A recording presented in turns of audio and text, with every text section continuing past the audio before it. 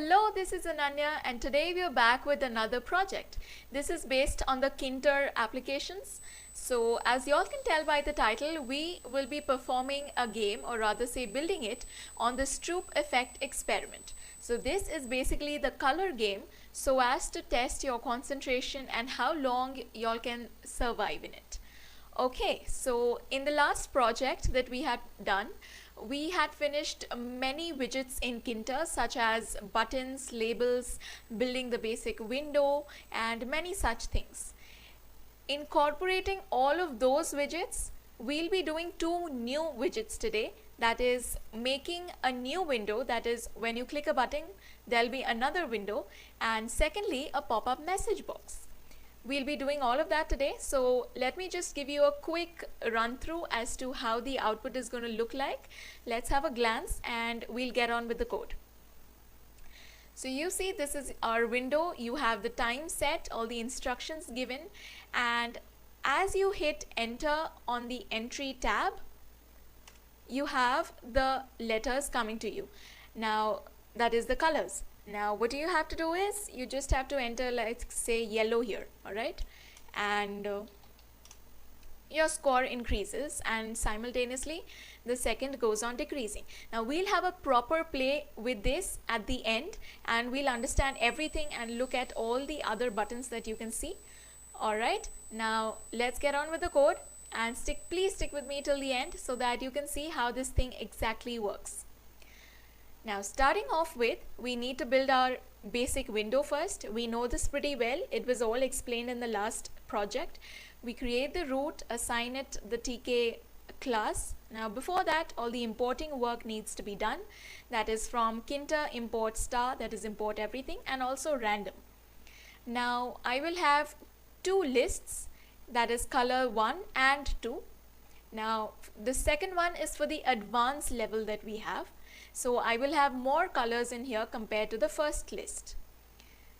The scores will be initialized to 0, and for the first basic level game we'll have 30 seconds, and the second one will be 60, or you can even make it 90 so as to test how much you can survive in it.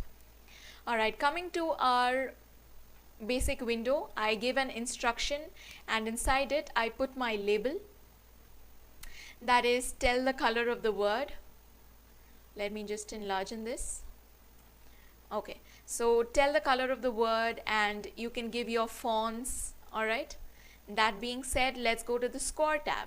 Now score is again another instruction, but when the game actually starts we'll be replacing the score tab using the actual score.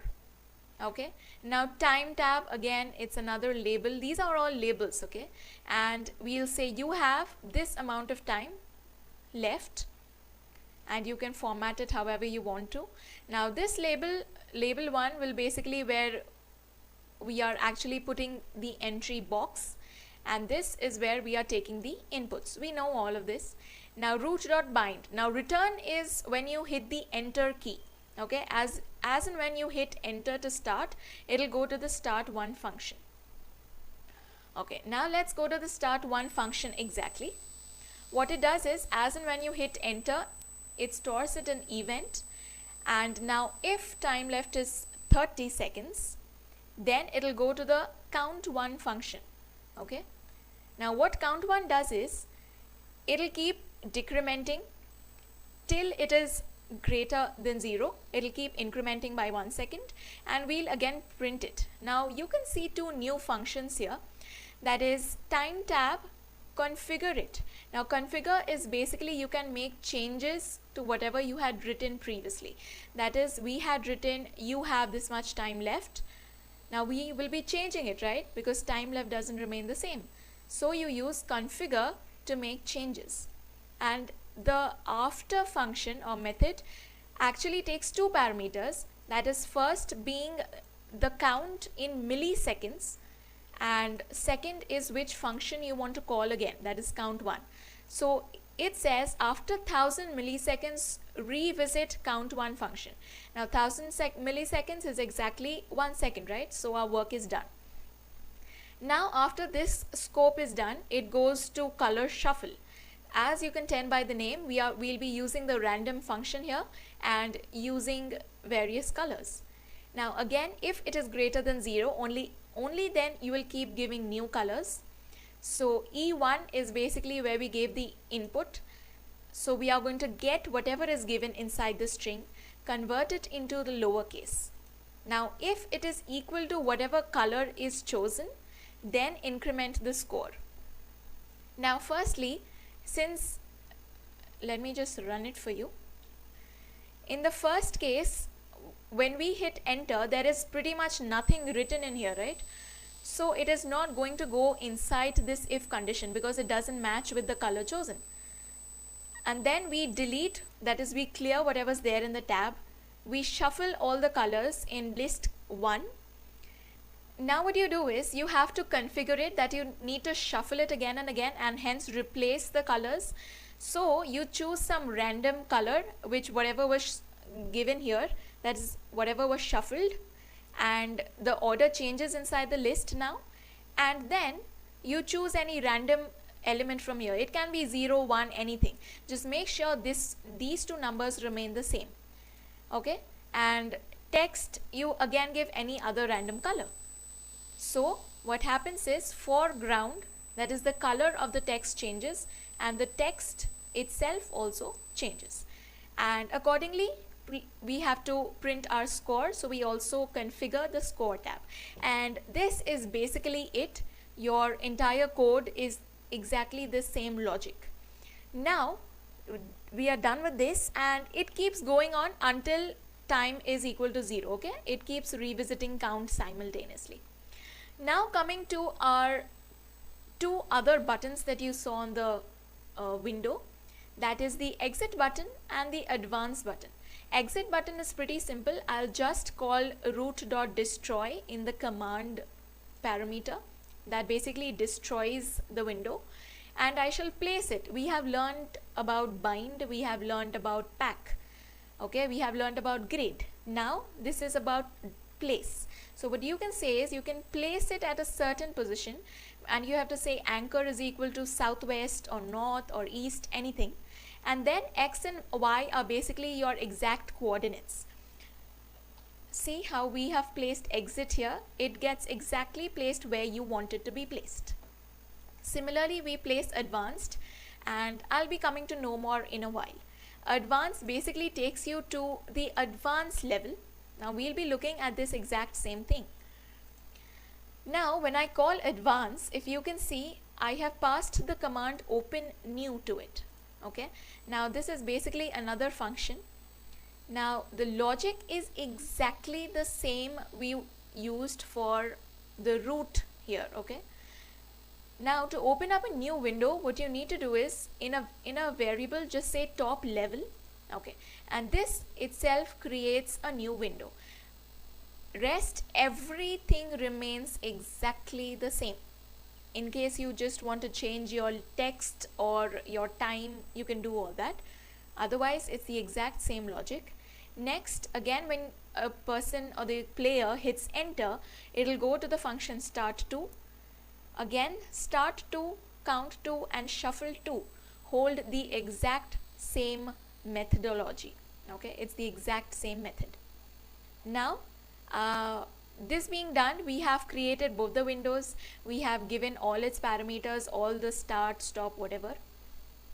Only thing you need to be careful of, it has to be global. Okay, this is about learning scope of variables inside functions. You have to make it global since the root or the window is inside a function. You have to explicitly mention global, otherwise you're going to get errors, or else your values will never increment. Now we are all done. Now we have done the window, we have learned about place and many more. Last topic is about the pop-up message. Now remember I said no more button. We'll look at the no more button. What I want to do is I want to give a slight idea about why are we playing this game and how should it be done. What can you gain with this? Okay, so I create a button inside the root window and I give it to no more, and I call the function info from it. Now let us go to the function info. If you can see, I have called messagebox.showInfo. Now from Kinter you have to explicitly import messagebox, okay, otherwise it's gonna say it's an undefined parameter, or okay, you're gonna get that error. And messagebox is basically a class inside the package Kinter. So from Kinter package we are importing the class messagebox, and from there we are accessing the method showInfo. Now showInfo will basically give you, I'll show it to you. Okay, you get this pop-up message and you get this symbol that shows info, and I have given inside this text that says we read words much faster than we name colors. The higher you score, the better is your selective attention and speed. And when you hit OK, it basically exits.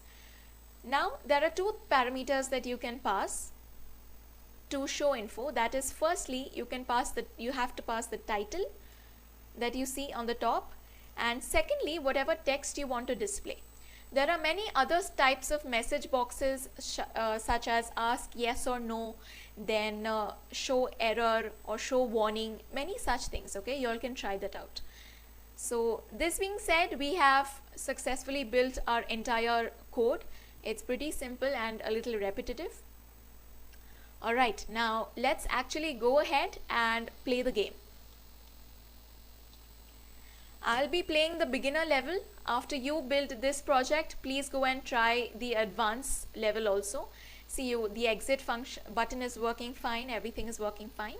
Now let's actually play the game and see how much we can score. That's a red, that's white, green, yellow. Again, we've got to be careful about the spelling mistakes.